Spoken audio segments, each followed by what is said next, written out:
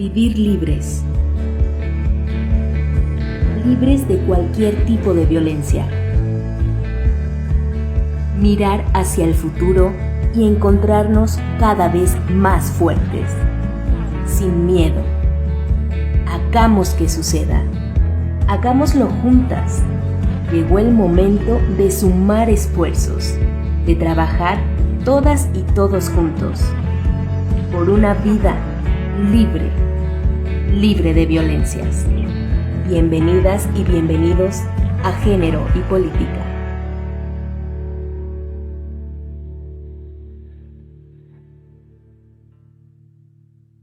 Hola amigos y amigas, bienvenidas y bienvenidos a su programa Género y Política. El día de hoy estaremos hablando con dos feministas destacadas con mucha experiencia, que tienen un montón de cosas que compartirnos y de quienes tenemos que aprender en esta emisión.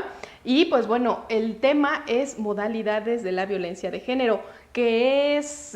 ¿A qué nos referimos? ¿Cuántos tipos existen? Y seguramente ustedes allá en casa pues han escuchado hablar de la violencia política en razón de género, de la violencia económica, verbal, emocional y un montón de violencias. Y por eso en esta tarde-noche pues vamos a platicar con dos expertas sobre el tema para que nos comenten por qué la violencia feminicida no para, qué debemos hacer, cómo resolverlo. Así que quédense y les presento a nuestras invitadas de esta tarde-noche que están aquí con nosotros en el foro. Y en primer lugar, pues me complace mucho saludar a María Fernanda Salazar Mejía. Ella es politóloga, maestra en Derecho Constitucional y Derechos Humanos, es feminista, es vicepresidenta en Impacto Social Metropolitan Group, agencia destacada y dedicada a las estrategias de comunicación para el cambio social. Ella ha laborado en el Senado de la República, en la Cámara de Diputados, tiene amplia experiencia en materia legislativa y actualmente colabora con algunos medios de comunicación, tanto impresos como radio. Tal es el caso de Forbes, de La Silla Rota, y ella escribe sobre temas que promueven la igualdad entre géneros y la justicia social. Así que, Fernanda, bienvenida. Muchas gracias por acompañarnos. Muchísimas gracias a ti, Julieta, por la invitación y mucho gusto saludarles a todos. Muchas gracias, Fernanda. Y bueno, también me complace en presentar, a nuestra invitada Rocío Córdoba Plaza. Ella es doctora en Ciencias Antropológicas, es académica e investigadora del Instituto de Investigaciones Histórico-Sociales de la Universidad Veracruzana y miembro del Sistema Nacional de Investigadores Nivel 3. Es especialista en estudios de género y de la violencia contra las mujeres. Además, ha sido integrante de los grupos de trabajo para la emisión de la alerta de género en el estado de Veracruz y para el seguimiento de la misma. Así que, doctora Rocío, bienvenida. Muchas gracias por estar aquí con nosotras. Muchas gracias a ustedes, Julieta, por invitarme. Como siempre, es un placer estar aquí. Y me complace además mucho compartir panel con María Fernanda. Entonces yo creo que vamos a tener una conversación interesantísima. Y bueno, es un placer de veras estar aquí con ustedes. No, hombre, pues el placer es todo mío y de este equipo de producción que hacemos posible Género y Política, pues porque contar con las dos, con su experiencia, con su bagaje, con sus estudios y pues todo lo que han desarrollado, la verdad estamos muy complacidos todo el equipo de tenerlas aquí con nosotros. Así que pues vamos con la primera pregunta y pues ustedes en casa también pongan atención porque pues la verdad es que hay que aprovechar a estas dos excelentes invitadas que nos acompañan el día de hoy. Y pues bueno, ya para entrar en materia y a lo que nos convoca el día de hoy, pues preguntarles qué les parece si comenzamos pues este diálogo feminista sobre que ustedes nos puedan comentar qué es la violencia de género, cuáles son sus modalidades, cómo las podemos clasificar y pues si quieren ahondar un poquito sobre sus causas. Empezamos contigo, Fernanda. Perfecto, claro que sí, Julieta. Bueno, pues también antes de empezar, mucho gusto y me honra muchísimo compartir esta conversación con Rocío, por toda pues toda la preparación y la trayectoria que tiene, así que espero también aprender mucho de ella en esta conversación. Bueno, pues primero decir que pues la violencia de género es una violencia justamente basada en la identidad de género de una persona, es decir, no solamente tiene que ver con su sexo, sino con toda esta contexto social y cultural que asigna, ¿no?, una serie de roles a las personas en función de precisamente del sexo y que se relaciona con también las expectativas, digamos, de la sociedad respecto a su comportamiento, respecto a sus actividades, respecto a las potencialidades que pueda tener en el mundo en el que se desarrolla.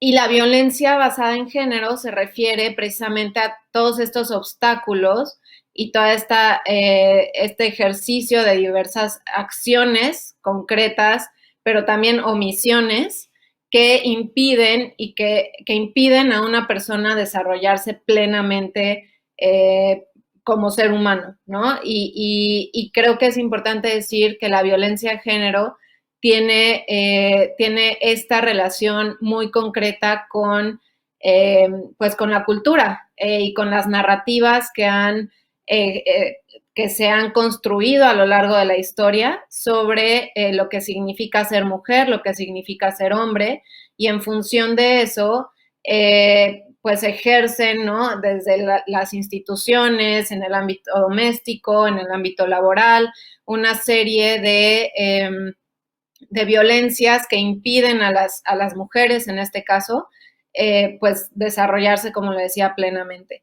En cuanto a, digamos, a los ámbitos en los que esto se expresa, pues realmente diría que son todos los ámbitos de la sociedad. Entonces, cuando hablamos de tipologías, pues sí, podríamos hablar de violencias domésticas, de manera muy importante también la violencia política, la violencia laboral, las violencias institucionales, las violencias, digamos, que se ejercen también a nivel comunitario, ¿no? Que no necesariamente pasan por instituciones formales del Estado, pero que sí implican una serie de usos y costumbres que impiden a las mujeres desarrollarse en condiciones de igualdad con los hombres, ¿no?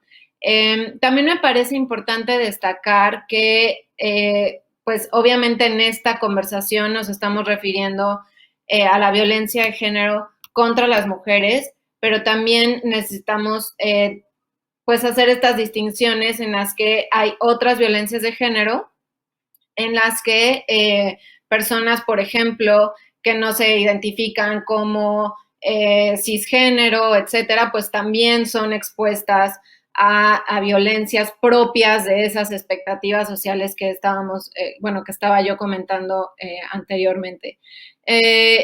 Y bueno, pues maneras de abordarlos, pues lo podemos ir comentando más adelante, pero yo creo que diría que la violencia de género está muy atravesada por relaciones de poder, ¿no? Al final de cuentas, también es una violencia que se ejerce precisamente porque a través de la historia pues se le asignan estos roles a las mujeres y lo que vemos es que se ejercen estas violencias para sostener una serie de relaciones de poder en las que las mujeres sigan estando en una situación de inferioridad y que en el momento en el que las mujeres empezamos a tratar de modificar estas relaciones de poder, de de ocupar nuevos espacios que no son los que naturalmente, y digo naturalmente, evidentemente, entre comillas, se nos han asignado, en ese momento hay pues evidencia de cómo se intensifica, ¿no?, la violencia de género. Entonces, bueno, pues en principio ahí dejaría mi intervención y pues podemos ir profundizando a lo largo de la Muchas gracias, Fernanda. Y qué bueno que mencionas esta situación. Me hiciste recordar una frase que a lo mejor está muy trillada, de Simone de Beauvoir, que dicen que no se nace mujer, sino se llega a serlo, y a veces nos preguntamos, pues, ¿qué significa ser mujer en un contexto como el nuestro? Y bueno, ahora preguntarle a la doctora Rocío, en esta situación, las mujeres hemos sido confinadas históricamente al ámbito privado, al ámbito doméstico, y también ya Fernanda nos comentaba que una modalidad de la violencia hacia la mujer se da justamente en sus hogares. ¿Qué nos puede comentar al respecto? Y preguntarle, pues desde su perspectiva, cómo se ha visto obstruido este derecho a una vida de violencia ahora con la pandemia por el COVID que estamos viviendo. Sí, gracias por la pregunta, Julieta. Mira, yo creo que aquí la palabra clave que mencionó María Fernanda fue históricamente. Acostumbramos pensar que las condiciones bajo las cuales vivimos son inmutables, perennes, pero esto no ha sido así. En realidad, este confinamiento al ámbito privado es algo bastante fácil de datar y es de reciente factura. Nos viene de la forma en que concebimos las instituciones en Occidente o en las sociedades occidentalizadas, que los espacios domésticos, familiares, pertenecen a las mujeres y los espacios públicos, política, de la ciencia, las artes, etcétera, corresponden a los hombres. Esta es una visión bastante occidentalizada de lo que vivimos. En realidad, sí, estos protocolos culturales nos recluyen a las mujeres en espacios privados, pero para que tenga que haber esta reclusión, primero tiene que haber una división en espacios públicos y privados, y esto no ocurre así ni en todas las épocas históricas, ni en todas las sociedades. Entonces, pensar que las mujeres siempre hemos estado subordinadas o siempre hemos ocupado posiciones subalternas o que siempre hemos tenido determinadas formas de violencia, pues en realidad lo que estamos haciendo es hipostasiar formas de pensar y de concebir el mundo y enviarlas, digamos, mentalmente, analíticamente hacia otros espacios y otras sociedades. En realidad no es así, porque si así fuera, entonces sería natural esta subordinación de las mujeres. Pero aquí yo creo que la clave es también concebir por qué estos protocolos culturales, que son grandes formas de entender la vida social y que tienen una cierta dirección, nos impelen a pensar que las mujeres siempre hemos estado así, lo cual no es, digamos, un hecho demostrable. Yo creo que tenemos bastantes evidencias, tanto en el pasado como pasado remoto, como en el pasado reciente, porque ahora pues vivimos en la gran aldea, de que hay sociedades donde las mujeres no hemos ocupado estas posiciones. Y además, curiosamente, las evidencias que existen es que en esas sociedades donde las mujeres ocupamos posiciones más igualitarias o incluso se reservan ciertos espacios de la vida social, como la política, por ejemplo, a las mujeres, estas sociedades son mucho más pacíficas, mucho menos violentas. Y bueno, aquí invitaría al auditorio a que se echara una zambullida, por ejemplo. Hay un libro maravilloso que se llama Sociedades Matriarcales, donde nos están enumerando incluso esos pueblos, esos grupos humanos donde en la actualidad se puede encontrar situaciones de mayor igualdad entre las mujeres. Ahora, ¿qué está ocurriendo en estos espacios domésticos en unas sociedades como las nuestras? Que ya dividen lo que es el espacio público del privado.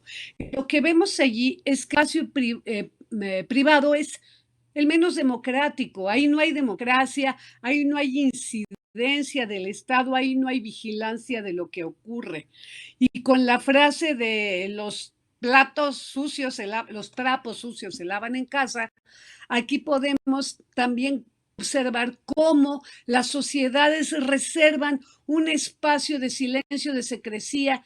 Estamos naturalizando el hecho de que los espacios domésticos son así. Ahí lo que estas relaciones, como bien decía María Fernanda, de poder, donde hay un subordinado y un superordinado, no se cuestionan, ni siquiera pasan por el tamiz de la vigilancia, sino es hasta recientemente en que estamos como mujeres y como feministas, digamos, llevamos varias décadas de lucha para que esto no sea así y que los espacios domésticos también sean, digamos, vigilables. Y creo que las convencionalidades y todas las normativas que están desarrollándose en el mundo, que se están generando, pues nos llevan a eso, a poder poner en tela de juicio que este sea un hecho que no se pueda evaluar, fiscalizar, vigilar. Aquí también lo dejaría, porque bueno, hay tantísimo que decir al respecto. Sí, muchas gracias, doctora, por su participación. Y pues bueno, hablamos ahorita un poco ya de la violencia doméstica, pero ahora, Fernanda, ¿puedes comentarnos cuál es la situación que tú percibes en materia de violencia laboral? Sabemos que, bueno, ya hemos avanzado como país. Antes yo sí me acuerdo que les pedían a las mujeres prueba de embarazo para entrar a trabajar, que el acoso sexual y laboral pues está a la orden del día. ¿Qué nos puedes comentar al respecto de esta modalidad de violencia hacia las mujeres? Sí, claro, Julieta. Antes de responder tu pregunta, quisiera agregar un par de cosas a lo que decía Rocío, porque me parece muy interesante y muy acertada esta aclaración sobre el tema de la historicidad, ¿no? Obviamente yo no soy historiadora y desde ahí lo hago mi reflexión, pero creo que también hay mucha dificultad en ubicar justamente el origen de estas divisiones y el origen, pues, de lo que llamamos patriarcado, ¿no? Y hay como discusiones, o han habido muchas discusiones respecto a eso. Una de ellas, por ejemplo, precisamente en el libro del origen del patriarcado de Gerda Lerner, ella plantea una hipótesis y luego, por ejemplo, también Engels en el origen de la familia, o sea, es decir, han habido diferentes maneras de aproximarse y de documentar, pero con muchas limitaciones también, incluso para personas antropólogas, como es Rocío, historiadoras, que porque llega un momento en que las evidencias, digamos, pues ya no dan, ¿no? Para poder decir, bueno, con base a esta documentación o con base, porque las sociedades en aquel entonces no tenían, por ejemplo, forma de transmitir eso, ¿no? Entonces creo que es importante también como cuestionarnos eso, como decía Rocío, ¿no? Como es algo que ha estado ahí siempre, sabemos que probablemente no, o que la evidencia dice que no, pero tampoco sabemos con exactitud cómo surgió o en qué momento podríamos decir que surgió. Incluso, por ejemplo, María Lugones, ¿no? Que habla sobre el tema de la colonialidad y habla de cómo del sistema raza, género, ¿no?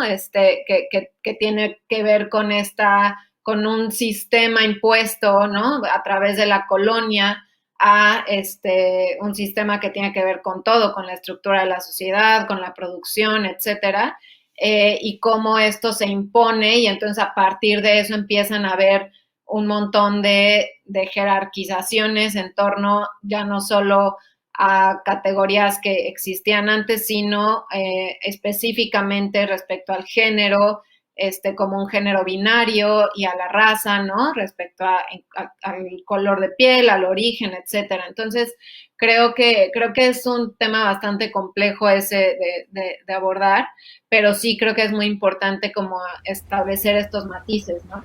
Y respecto a tu pregunta, Julieta, en torno al tema laboral, Yo primero quisiera decir que me parece que las violencias están todas interrelacionadas, ¿no? O sea, que es muy difícil decir esto solo sucede en lo doméstico, esto solo sucede en lo laboral, esto solo sucede en la política, esto solo, o sea, al final de cuentas es un sistema de violencias que se manifiestan en diferentes espacios y de diferentes maneras, en función del propio funcionamiento de ese sistema. Entonces, como decía la doctora, pues obviamente en lo doméstico, pues hay una característica de ese sistema que permite que las violencias se ejerzan de alguna manera por la falta de intervención del Estado.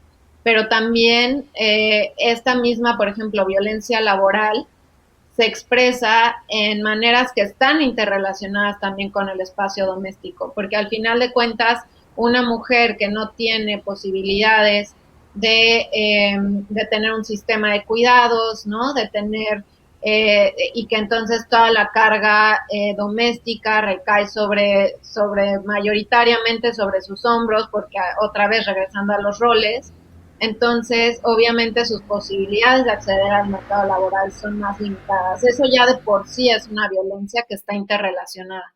Y una vez que están en el espacio laboral, pues es lo mismo, se va repitiendo. El hecho de que si estás en el espacio laboral y eres mamá, pues entonces te van a tener más recelo porque pues quizá no vas a poder estar ahí 24/7 como muchas veces esperan las personas, los empleadores, ¿no? En política ni se diga, ¿no? Que los horarios son súper extendidos y la demanda es altísima, pues entonces una mujer que es mamá es vista como, pues, no va a poder estar al 100, ¿no?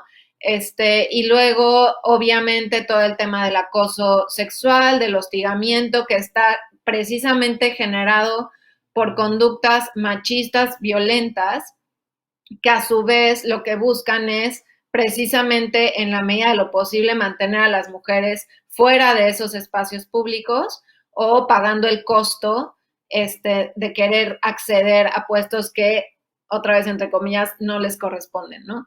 Entonces, me parece o sea, es obvio, por ejemplo, las brechas salariales, ¿no? Siguen estando ahí, no importa si es la misma capacidad. Es más, está muy probado también que incluso mujeres con mucho más preparación, que las mujeres tienen que estudiar mucho más, que tener mucho más experiencia para poder acceder a niveles de puestos, tanto los nombres como los salarios más altos, ¿no? Entonces, creo que es todo un sistema estructurado de alguna manera precisamente para mantener a las mujeres en una situación de opresión. Así es, Fernanda. Pues lamentablemente vemos que seguimos, hemos avanzado, pero de todas formas sigue existiendo la violencia en el ámbito laboral. Y bueno, ya de manera muy rápidamente para cerrar este primer bloque, doctora Rocío, preguntarle su opinión a usted como académica, pues seguramente puede o tiene algunas referencias de violencia escolar, de violencia docente. Hoy en día pues ya las mujeres podemos acceder a la escuela, a la universidad, pero en el pasado eso era pues casi prácticamente imposible. ¿Qué nos puede comentar acerca de la violencia docente y escolar? Esto es algo que en realidad tiene poco tiempo que se percibe y de hecho vemos cómo de pronto hay un boom de protocolos contra la violencia en el ámbito escolar en todas las universidades. Y de hecho, por ejemplo, los PRONACES ahora sobre violencias estructurales recibieron, yo creo que fue un 30% de proyectos sobre violencia escolar en diferentes universidades y esto nos está hablando de que estamos focalizando ya ese hecho. Pero por Dios, cuando yo estaba en la universidad, yo sé que parece que fue hace miles de años, pero no fue tanto. Estamos hablando de entre los años finales de los 80 y principios de los 90, la violencia de género en el ámbito escolar, digamos, ¿cuántas de nosotras no recibimos acoso, hostigamiento por parte de profesores, amenazas y demás? Y esto era algo naturalizado. Había muy poca respuesta, muy poca sanción tanto de las autoridades escolares como de los propios compañeros, compañeras que veían esto como algo que pues es lógico, así pasa porque pues las relaciones que se establecen en el aula, y no solo en el aula, entre el funcionariado y las docentes, por ejemplo, también es muy común que esto ocurra, ¿no? El director que esté hostigando a alguna de las profesoras, etcétera, ¿no?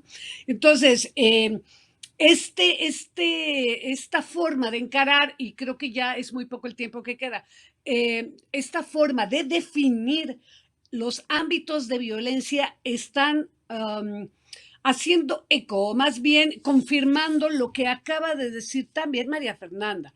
La violencia contra las mujeres en sus diferentes tipos y en sus diferentes modalidades está interrelacionada. No podemos hablar de un cierto tipo de violencia o de un modo o de una forma, porque esto permea toda la vida social. Y bueno, hay investigadoras académicas muy importantes que han hecho reflexiones importantísimas y trabajos importantísimos sobre la manera en que la violencia social está directamente relacionada con la violencia doméstica y esta a su vez con la violencia social. Pero la violencia social es política, institucional, escolar, etcétera, ¿no? Estamos en una vida en sociedad donde se articulan y se potencian todas estas formas de violencia que sufrimos las mujeres, y al potenciarse lo que deviene es que las mujeres tengamos mucha menor oportunidad de percatarnos o de luchar contra estas violencias de forma individualizada. Por eso es importantísimo, y aplaudo siempre este tipo de reflexiones y de programas que ustedes tienen, Julieta, porque nos permite reflexionar de manera conjunta. Y en tanto no nos percatemos que toda la sociedad, todos estos ámbitos nos están violentando de formas más evidentes, más sutiles o incluso más simbólicas, como se dice ahora, violencia simbólica, quizá en algún momento podamos hablar de ello, que es esta violencia aceptada por la propia víctima como natural. O sea, es lógico que a mí me pegue mi marido porque no le di la sopa caliente. Es lógico que me violenten porque me lo merezco, de manera obstétrica. ¿no? ¿Perdón? Porque me lo merezco, hay quien lo dice. Claro, porque me lo merezco. Y cuando vas a una agencia especializada a reclamar que estás sufriendo violencia y a denunciar a esa persona que normalmente te dicen, pero ya lo pensaste, ¿qué le hiciste? ¿Estás segura? Porque, ¿qué vas a hacer? ¿Lo vas a meter a la cárcel? Y luego, ¿qué haces con los niños? ¿No? Vas a tenerlo que recibir de nuevo y te va a ir peor. Y esa amenaza te va a ir peor. Lo que está allí de fondo es que las mujeres no tenemos redes de apoyo que nos sostengan cuando denunciamos, cuando estamos siendo víctimas de cierto tipo y forma de violencia, porque es nuestra cruz.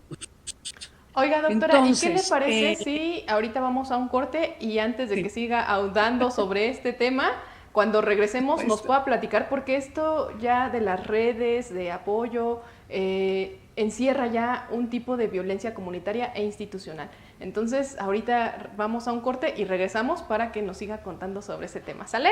Entonces, allá en casa, por favor, compartan este programa, síganos en nuestras redes sociales, coméntenos, háganos sus preguntas y recuerden que es muy importante pues visibilizar estos temas, y la importancia de compartirlos pues es justamente que más gente se entere de qué es lo que está pasando con las mujeres. Así que vamos a Caja de Herramientas.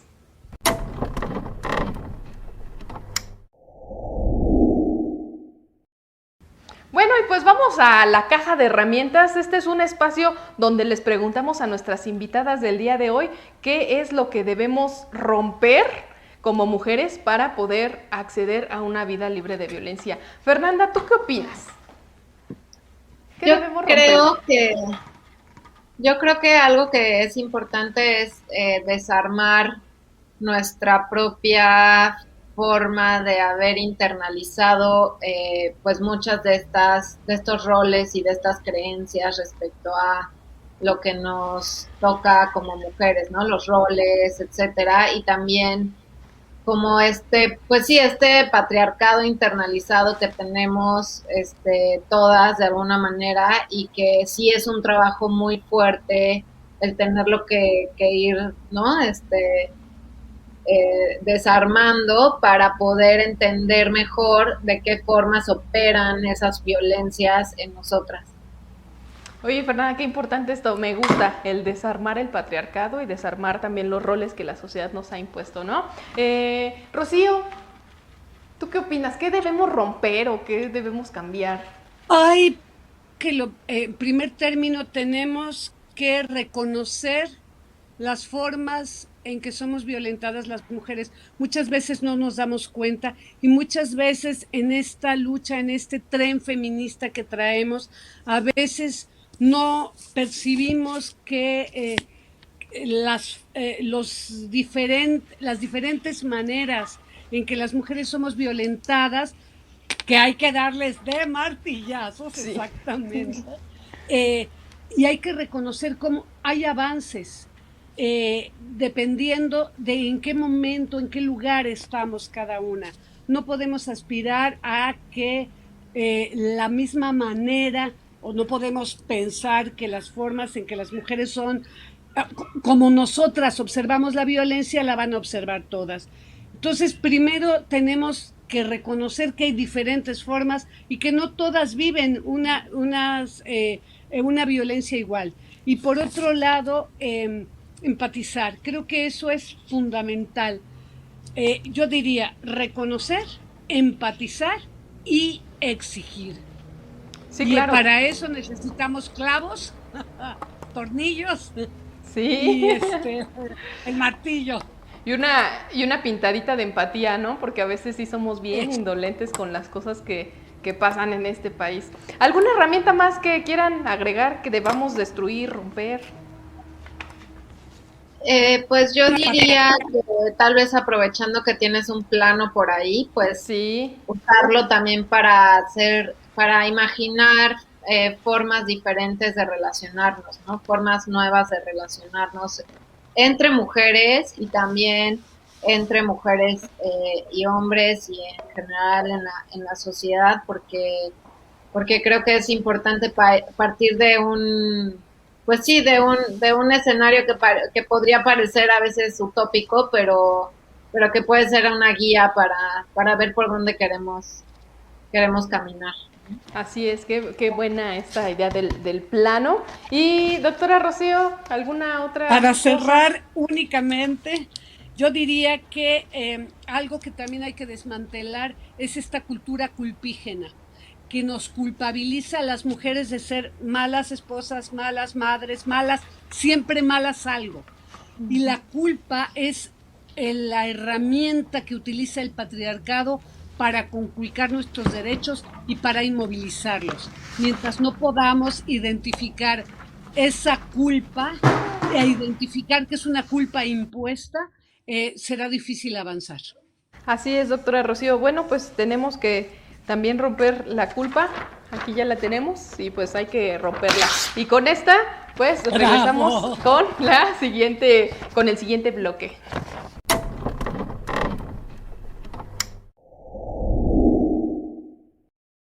Bueno, pues seguimos aquí en Género y Política, estamos hablando sobre las modalidades de la violencia de género hacia la mujer y pues nos quedamos en el tintero con la doctora Rocío. Doctora Rocío, por favor, continúe platicándonos sobre la violencia comunitaria y la violencia institucional a la que ya hizo referencia un poquito en el segmento pasado, pero cuéntenos más, por favor. Por supuesto. Como bien decía María Fernanda hace un momento, estos ámbitos, estas modalidades de la violencia están todas interrelacionadas y están además fomentadas, solidificadas o en cierta medida son responsables también las instituciones del Estado de seguir cometiendo o de seguir victimizando o seguir culpabilizando a las mujeres de su propia violencia. En el segmento anterior mencioné qué ocurre en las agencias especializadas, pero esto lo vemos a todo nivel. Una de las cosas más terribles es ver apreciación que se hace en términos de la calidad ciudadana de las mujeres.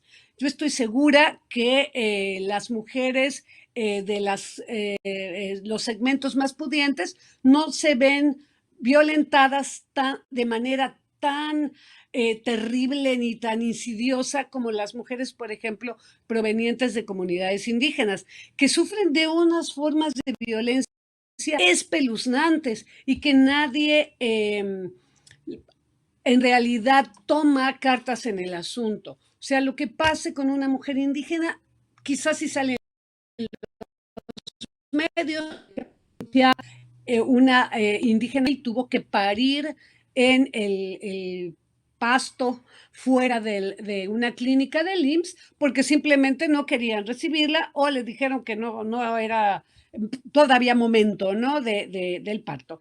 Y bueno, esto lo vemos repetido constantemente cuando nos desdeñan, bueno, la propia academia es una instancia, es un espacio que podría ser aparentemente muy igualitario, pero no es.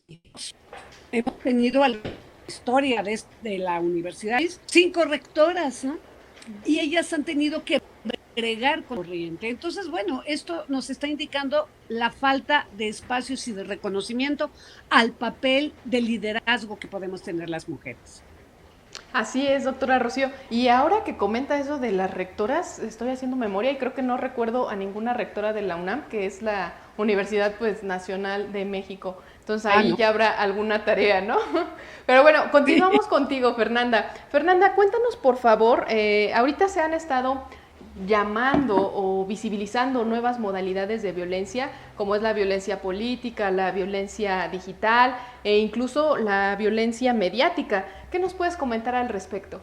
Sí, gracias, Julieta. Pues justamente, y creo que sigue un poco en la lógica de lo que venía diciendo la doctora Rocío, que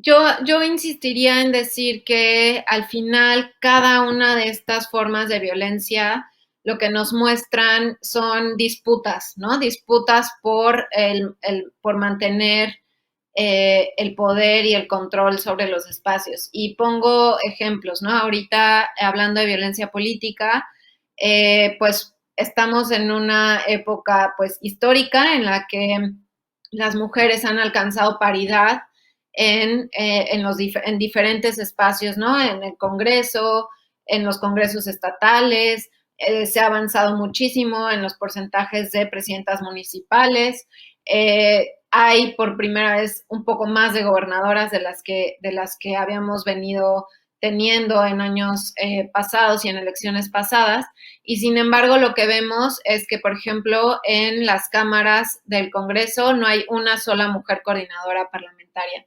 Es solo eso lo que nos refleja es que las mujeres siguen teniendo como una serie de barreras y obstáculos que son violencia de género para poder ejercer sus capacidades, sus liderazgos, como decía Rocío, en condiciones de plena igualdad y libres de violencia. Lo mismo sucede cuando vemos que en el contexto de la pandemia hay más embarazos infantiles, ¿no? La CONAPO anunció recientemente los resultados de su censo y vemos un incremento importante en el número de embarazos infantiles, que a lo que nos lleva a esa violencia sexual en la mayoría de ellos en el ámbito doméstico. Y otra vez, ahí, y esto se relaciona con el tema de los derechos sexuales y reproductivos de las mujeres, en los que lo que está en disputa finalmente es el control sobre nuestros cuerpos, sobre las decisiones que debemos tomar libremente sobre pues eso, sobre nuestros cuerpos, que como bien dicen, es la primera gran lucha y la primera gran batalla, ¿no? Y lo mismo ahora que comentaba Rocío de la academia, o sea, al final es una disputa por el conocimiento que durante mucho tiempo se le ha asignado al hombre como el poseedor del conocimiento y de las capacidades para poder aprender, para poder enseñar, para poder ser genios, ¿no? Y así lo muestran el hecho de que se ha anulado de la historia las aportaciones literarias, científicas, ¿no? Creativas de las mujeres en muchísimos ámbitos, y que hasta ahora está habiendo esfuerzos muy serios por ahora sí que desenterrar, ¿no? Esas aportaciones para realmente visibilizar que, pues así, que esas aportaciones han estado ahí, que básicamente lo que se ha hecho es anularlas por completo, ¿no?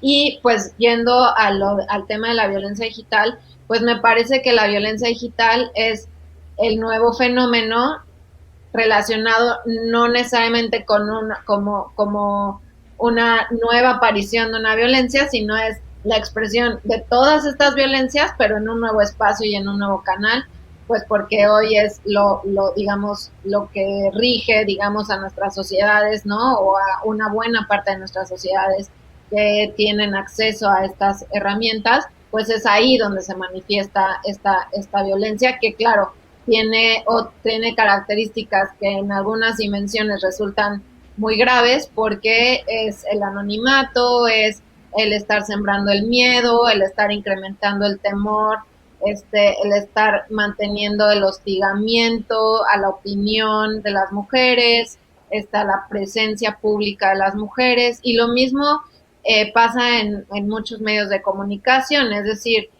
aunque obviamente se ha avanzado, y los medios de comunicación además con esta función de reproducción cultural que tienen, ¿no? Por el gran alcance, el alcance masivo que tienen para la formación de cultura, para la transmisión de mensajes y de narrativas, pues lo que sucede es que aunque han habido avances, pues seguimos viendo la cosificación de las mujeres, ¿no? En muchos espacios mediáticos en los que se les presenta básicamente como objetos sexuales, la publicidad, hasta en el deporte, ¿no? Ahora con los Juegos Olímpicos, que sigue habiendo comentarios de personas que dicen, ay, qué jugadora tan guapa, ¿no? Cuando pues no es lo que está en juego, ¿no? Entonces, pues creo que es eso. Y que ahora quedó de manifiesto pues con lo de los Juegos Olímpicos, ¿no? O sea, ¿por qué obligar a las atletas a vestir con un bikini, ¿no? Y pues bueno, también esta violencia digital pues se ha visto necesario, se ha hecho necesaria la aprobación de leyes como la reciente Ley Olimpia para proteger la integridad de todas las mujeres. Muchas gracias, Fernanda. Y bueno, doctora Rocío, por favor, coméntenos, usted ha estado muy activa en el tema de la alerta de género allá en Veracruz. Por favor, cuéntenos qué alcances tuvo, qué pasó. Díganos, por favor. Bueno, creo que necesitamos todo un programa especial para hacer un balance sobre la eficacia o la ineficacia de las alertas de género. Es sorprendente ver cómo el 80% de este país está bajo alguna declaratoria, alguna modalidad de declaratoria de violencia de género, y parece ser que no avanzamos. Porque además aquellos estados que no han tenido la declaratoria, pues es porque o bien no se ha aceptado, o bien porque están pretendidamente intentando corregir estas formas de violencia que están presentes en el espacio público institucional y en todos los ámbitos. Pero sí quiero decirles, y felicitando a las congresistas del estado de Veracruz, y felicitando a las diputadas, en México no decimos congresistas, a las miembros del Congreso en el estado de Veracruz, y a las feministas que hemos luchado muchísimos años, organizaciones. Por fin fue aprobado la ILE, la interrupción legal del embarazo, hasta las 12 semanas sin ningún atenuante y únicamente con el deseo de una mujer por que se le practique una ILE. Y bueno, en el contexto de la NOM 046, bueno, que los hospitales puedan proporcionar, los hospitales públicos, este personal apto para practicar una ILE. Pero aquí me parece más importante señalar que hay estados, y Veracruz es uno de ellos, y podemos ya dimensionar qué es lo que está ocurriendo, ¿no? Que tiene 2 alertas de género, nada más Veracruz y el Estado de México, pero Veracruz tiene una alerta que le llaman acumulada. La primera es por feminicidio y violencia en general y se le acumula desapariciones. Y la segunda por agravio comparado, que tiene que ver con la NOM 046, el aborto ante casos de violación y los derechos sexuales y reproductivos. Y aquí quiero traer a colación el incremento que, como bien dice María Fernanda, el incremento de los embarazos en niñas y adolescentes, lo que nos está hablando es de violencia sexual al interior del hogar. ¿Y qué quiere decir esto? Incesto. Padres, hermanos y gente que está teniendo acceso a los recintos familiares, a los recintos domésticos, y que entonces viola niñas y adolescentes en este contexto de reclusión y de encierro.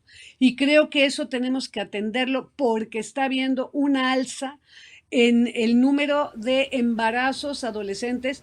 Creo que esta situación lo que nos obliga es a atender y a focalizar el hecho de que las mujeres estamos sufriendo mucho mayores niveles de violencia que antes. Así es, doctora, pues lamentablemente esta situación también del confinamiento pues ha evidenciado muchas deficiencias sociales, institucionales y de todo tipo que atentan contra las mujeres. Pero bueno, Fernanda, por favor, coméntanos tu opinión. ¿Por qué crees que no han logrado bajar el índice de feminicidios en el país? Hemos visto con las cifras recientes que cada vez se va aumentando el número. Tenemos un promedio de 10 mujeres asesinadas en México por día y pues ya lo subieron creo que a 10.5. Entonces, ¿por qué crees que no logra bajar la violencia? Que bueno, el feminicidio pues es la máxima expresión lamentablemente. Híjole, es una pregunta bien complicada, pero yo creo que es un tema multifactorial, ¿no? O sea, creo que por un lado hay un asunto que hay una tolerancia social y creo que es importante decirlo así porque cuando una sociedad no tolera algo y cuando no lo normaliza al grado que lo hemos hecho nosotros en México con el tema de feminicidios, con temas de desaparición, no habría manera de explicar que no hubiera gente en las calles todos los días manifestándonos por o en contra de eso y poniendo la presión necesaria y suficiente hacia las autoridades para resolver estos problemas tan graves, ¿no? Entonces creo que creo que hay esa dimensión, que en México hemos llegado a un grado realmente terrible de tolerancia a la violencia, a una violencia extrema, brutal, ¿no? En contra de las mujeres y también en contra de otros grupos sociales. Entonces, eso por un lado. Por otro lado, creo que hay una evidente incapacidad institucional que está atravesada por falta de voluntad también, porque justamente me parece que está relacionado la tolerancia social con la falta de voluntad política, ¿no? Los políticos y las políticas saben que cuando una sociedad se moviliza, pues va a haber consecuencias sociales si ese problema no se arregla o al menos hay avances, ¿no? Pero si hay esa tolerancia social y ese, pues perdón la expresión, pero cinismo en muchas dimensiones de la clase política, pues evidentemente no hay una voluntad para modificar de manera estructural las instituciones. Luego está esa parte estructural de las propias instituciones en las que están creadas desde una lógica totalmente patriarcal, que han sido diseñadas e integradas por hombres para que los hombres ocupen esos espacios, y entonces han sido totalmente incapaces de evolucionar en la mayoría de ellas para incorporar a la visión de las mujeres, la perspectiva de género y de inclusión, de forma que las políticas públicas se diseñen de otras maneras. Y obviamente todo eso se traduce en cosas concretas como los presupuestos, ¿no? De nada sirve andar por el mundo diciendo que las mujeres son una prioridad y que la igualdad, y hacer 35,000 leyes para cada violencia si eso no se refleja en políticas públicas que tengan presupuestos asignados y diseños de políticas públicas que hagan sentido de manera integral para atender estos problemas. Oye, Fernanda, y ya hablaste de un tema que nosotros podríamos ya tomar como una propuesta, y que es el tema de la asignación de presupuestos, pero para eso pues vamos a ver nuestra caja de herramientas y después las vamos a dejar para las conclusiones, a ver qué nos proponen nuestras panelistas. Así que ustedes que nos ven allá en casa, por favor compartan este programa.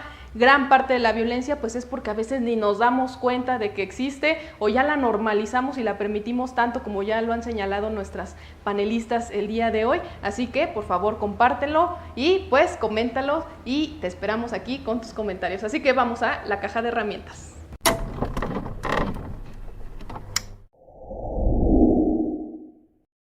Bueno, y pues en este espacio de caja de herramientas ahora vamos a construir. Hace rato rompimos y ahorita vamos a construir qué actitudes, qué habilidades debemos desarrollar las mujeres, o qué debemos construir como sociedad para poder vivir una vida libre de violencia. Doctora, empezamos con usted. ¿Qué debemos? Ya se volvió a caer el plano. ¿Qué debemos construir? Creo que hay un par de cosas que nos faltan de manera inmediata. Visibilizar esos modelos femeninos que generen en las generaciones más jóvenes, que produzcan en las generaciones más jóvenes el deseo de llegar ahí.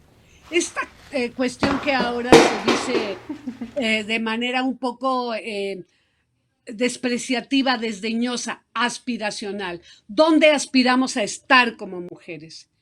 Y eso pasa por también darnos a nosotras mismas nuestros espacios. Así como la culpa es el mecanismo que nos atraviesa, el sacrificio también. Creo que tenemos que trascender esta idea sacrificial, que las mujeres estamos ahí para que todo funcione, para que funcione la familia, para que funcione los niños, la escuela, el Estado, todo. Entonces tenemos que voltear a vernos y tenemos que construir espacios de reflexión. Y estoy quizá volviendo ya al feminismo de los años, no sé, 60, 70, por ahí, en que se generara una conciencia feminista, una autoconciencia. Y creo que esto es principalísimo. Claro, y qué importante construir una autoconciencia. Y bueno, lo dijeron hace rato en los bloques, de apropiarnos también de nuestro propio cuerpo, ¿no? Que también tiene que ver con esto de la autoconciencia, que es muy importante. Pues muchas gracias. Fernanda, ¿tú qué crees que debamos construir? ¿Qué habilidades, qué capacidades fortalecer como mujeres?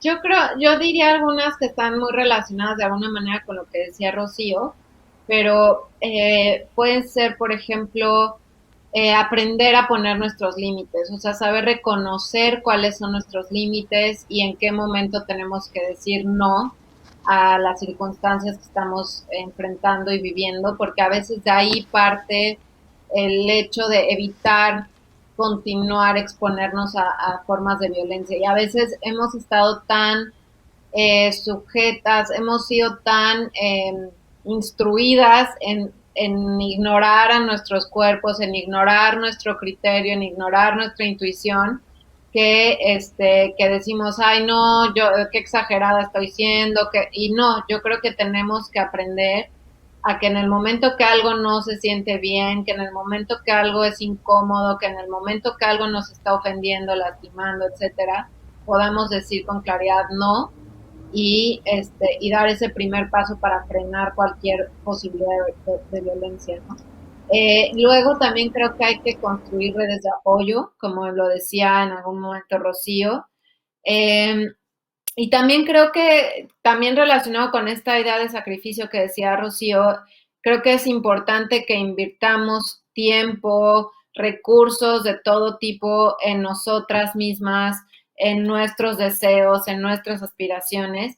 Y relacionado con eso es importante que podamos construir nuevas formas de relacionarnos en la dimensión romántica, porque como lo han documentado muchas feministas y todo, también es un área de la vida que nos quita muchísimo tiempo y potencialidad por la manera en la que están construidas, no porque no sea importante, sino por la manera en la que nos han enseñado a que esas relaciones se tienen que construir.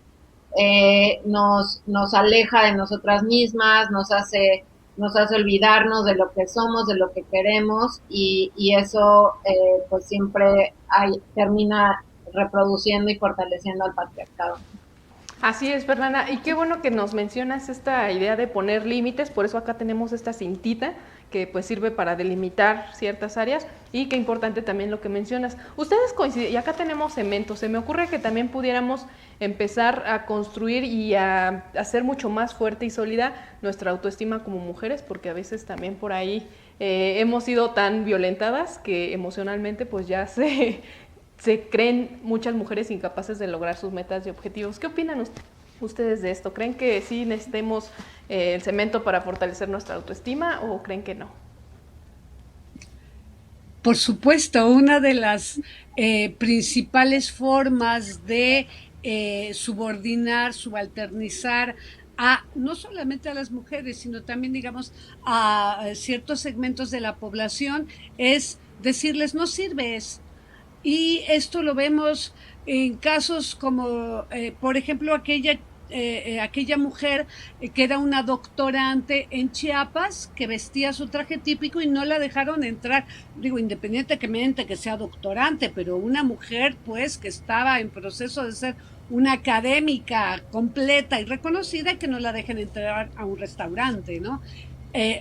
Digamos, cómo estas clases requieren, requerimos todas el fortalecimiento de nuestra autoestima, y es decir, sentirnos capaces y saber que si nos ponemos una meta podemos llegar a hacerlo, con trabajo, esfuerzo, dedicación, etcétera. Así es. Fernanda, ¿algún comentario adicional ya para cerrar esta caja de herramientas? Pues solamente reiterar lo que ya decía Rocío y decir que pues todo este fenómeno del famoso síndrome del impostor, de la impostora, pues nace de ahí, ¿no? O sea, es una herramienta también para impedirnos creernos capaces y pues está tan internalizada esa subordinación y todo que nosotras mismas ya nos compramos el discurso de no, tú no sabes suficiente, tú no has hecho suficiente y creo que a veces con un empujoncito incluso que nos demos entre nosotras, ¿no? A ver, porque justamente de construir todo eso toma tiempo y es todo un esfuerzo y una estrategia, pero creo que a veces justamente estas redes de apoyo entre mujeres ayudan, ¿no? A que entre nosotras mismas nos fortalezcamos, nos validemos y nos hagamos fuertes frente a veces a este sentimiento de insuficiencia. Bueno, y pues con esto cerramos nuestra caja de herramientas, así que sigan conectados porque estamos hablando sobre modalidades de violencia. Así que no se despeguen.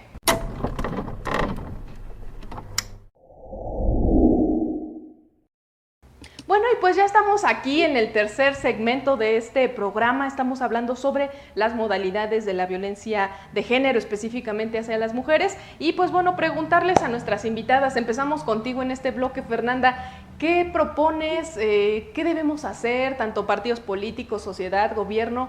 ¿Qué políticas públicas implementar para frenar la violencia hacia las mujeres? Sí, pues como te decía, yo creo que sí es fundamental el tema de los presupuestos, ¿no? Porque, pues, como bien dice, ¿no? El dicho, ¿no? Obras son amores y no buenas razones. Entonces, estamos muy acostumbradas al discurso político, a que digan que sí, que ya se va a combatir, que ya no sé qué, y pues en realidad eso claramente no se ve reflejado en los presupuestos. Y ya no estamos hablando de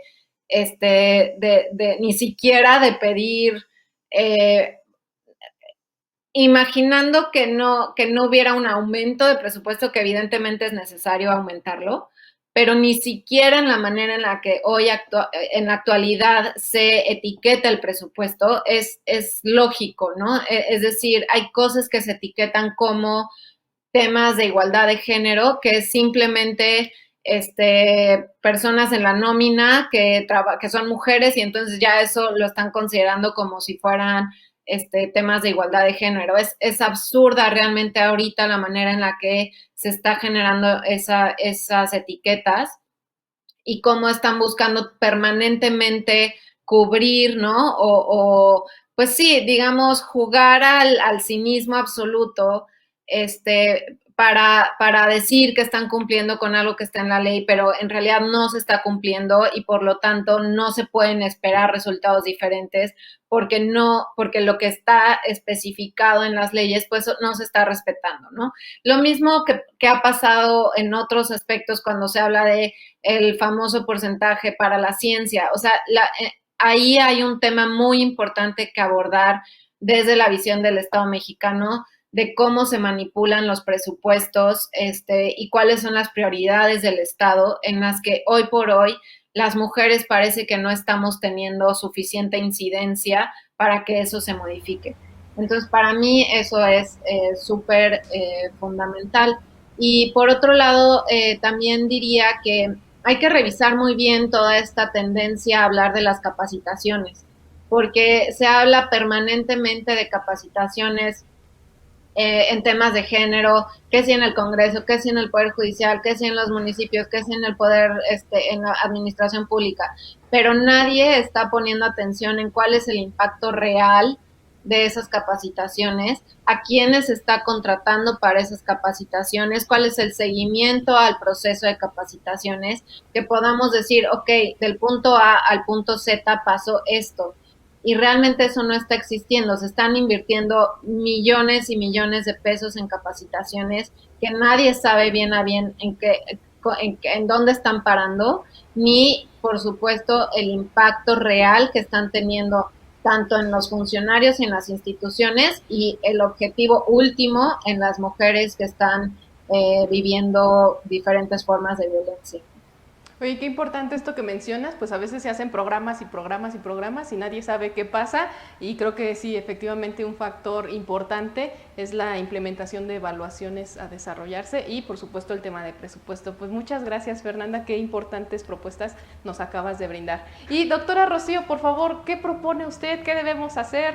¿Qué políticas públicas implementar o por dónde combatir esta violencia de la que somos objeto las mujeres? Coincido plenamente con ambas en el sentido de que sin presupuesto pues no se puede resolver nada, pero presupuesto que verdaderamente llegue a los programas para mujeres. La perspectiva de género es preciso transversalizarla de una manera eficiente, pero las capacitaciones lo que nos demuestran a no sé, 2007, que se decreta la Ley General de Acceso de las Mujeres a una Vida Libre de Violencia, vemos que no han tenido mucha incidencia. Entonces, ¿qué se requiere, a mi juicio? Un programa efectivo de evaluación, como acababas de mencionar, Julieta. Es indispensable. Y formas eficientes de evaluación, porque no es como muchas veces se hace, enviar listas de gente que firme, que uno de los ámbitos más oscuros y donde hay menos incidencia por parte de la sociedad, de la ciudadanía, es el Poder Judicial. Y esto lo vemos constantemente en la falta de sentencias condenatorias hacia quienes violentan a las mujeres. O, por otro lado, esos estudios interesantísimos que refieren que a iguales delitos las mujeres sufren de mayores penas corporales cuando se les condena y es más fácil que se les condene. Entonces, creo que esto tendríamos que revisarlo con lupa. Por otro lado, creo que las sanciones deben estar no solo especificadas en las leyes, y aquí coincido con María Fernanda, ya lo decía en 1969, Daniel Cosío Villegas, que México es un país especialista en hacer leyes maravillosas, pero especialista en violarlas, en violentarlas. Entonces, necesitamos sanciones efectivas para aquellos personas, cualquier tipo de funcionario, cualquier tipo de ente privado o público que no esté cumpliendo con su deber. Entonces, son evaluaciones, sanciones y reparaciones. La Ley General de Acceso en ese sentido nos está proporcionando constantemente, es decir, ahí lo tenemos, y no requerimos más que cumplir eso que se nos está diciendo en la ley. Claro, se están agregando nuevas formas porque el mundo avanza, como la violencia digital, pero es nada seguir la letra de la ley y las sanciones que existen al respecto, y bueno, con esto lograremos que la violencia contra las mujeres se logre abatir, porque decías hace un momento, y perdón con esto, que hay 10.5 mujeres asesinadas diariamente en el país. Bueno, esto ya está subiendo a 11. No podemos ser el país de América Latina donde se maltrate y se asesine de forma tan sangrienta y cruel a la población femenina. Y que lamentablemente, doctora, pues vemos que la impunidad sigue, que hay cientos de mujeres buscando a sus hijas que saben y que hacen las investigaciones por sí mismas, y pues bueno, lamentablemente la situación de nuestro país es terrible. Pero bueno, pues muchas gracias, doctora, por compartirnos estas propuestas que pues trataremos desde este espacio de impulsar y de dar a conocer. Y pues bueno, ¿qué creen? Que ya se nos está acabando el tiempo, así que les voy a pedir a nuestras invitadas del día de hoy que por favor nos den un mensaje para las mujeres, un breve mensaje, por favor, Fernanda.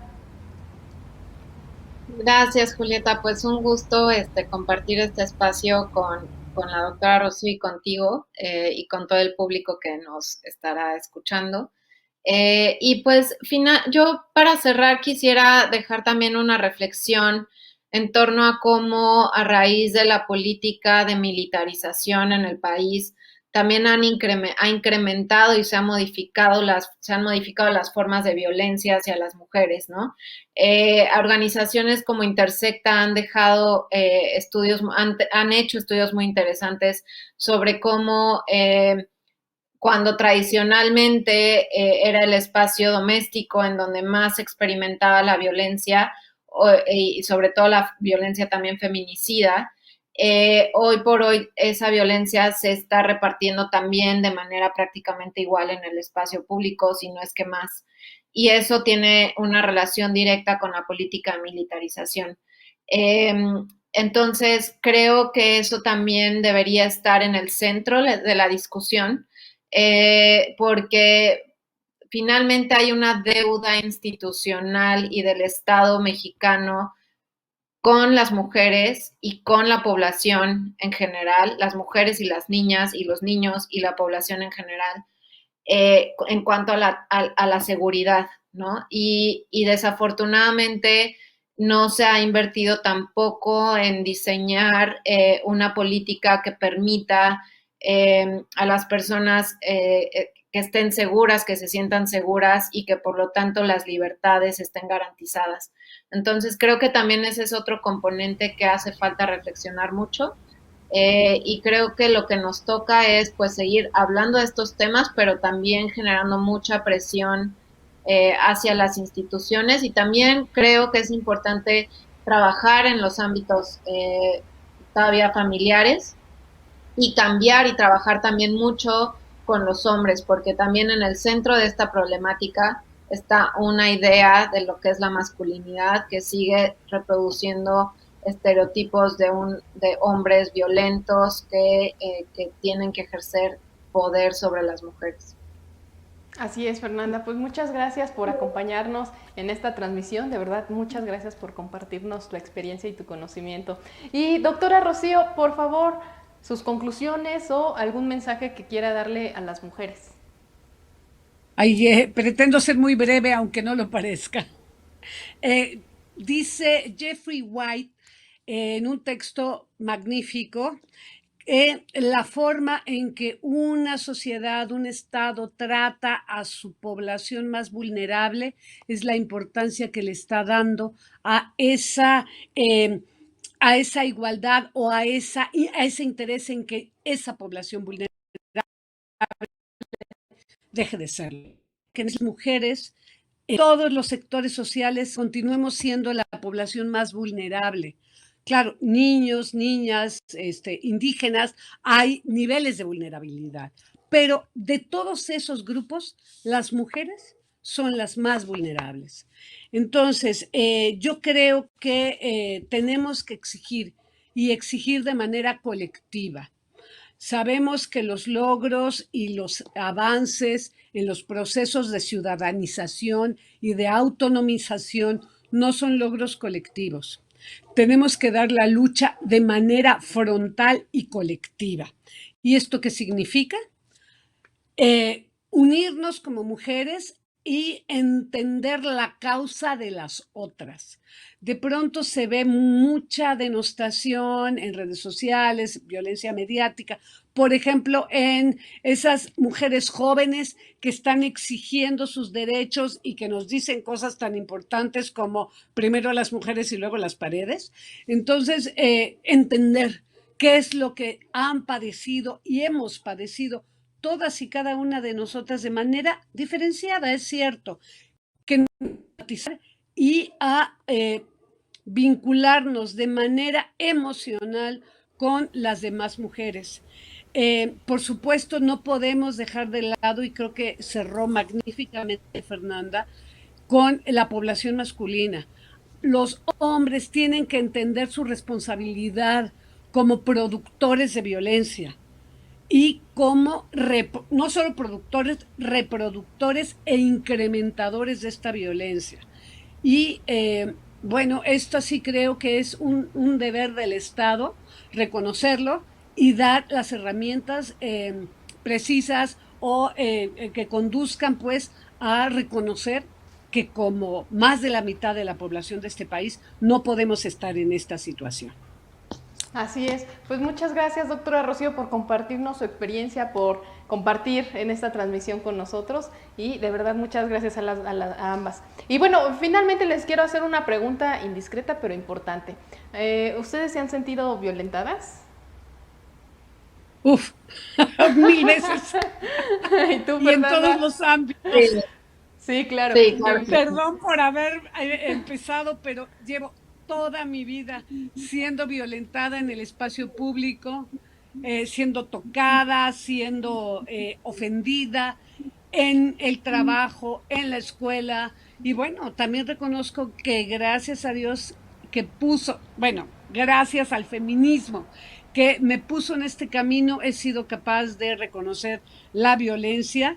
Y bueno, quisiera nada más terminar agradeciendo lo que disertó María Fernanda, fue muy interesante, y por supuesto al PRD y a este programa Género y Política por su invitación. Muchas gracias. Fernando, ¿algo final que desees agregar? No, pues nada más también reiterar que pues también he sido víctima de diferentes formas de violencias, y pues es lo que creo que no queremos dejarle a las siguientes generaciones, así que hay que trabajar mucho. Oigan, pues Fernanda, Silvia, Fernanda, muchas gracias. Y Rocío, muchas gracias por compartirnos en esta transmisión. De verdad estoy muy complacida de que nos hayan podido acompañar y muchas gracias, y pues vamos juntas por una sociedad libre de violencia hacia las mujeres. Y pues bueno, allá ustedes en casa, por favor sigan todas nuestras emisiones de Género y Política. Recuerden que este programa se hace justamente para visibilizar la violencia y reconocer los derechos de las mujeres. Ya nos dijeron nuestras ponentes de esta noche que pues lamentablemente han sido violentadas, yo también he sido violentadas, y estamos seguras de que pues todas las mujeres hemos padecido en algún momento de nuestras vidas algún tipo de violencia. Por eso desde aquí decimos basta y sigan nuestras transmisiones. Nos vemos a la siguiente.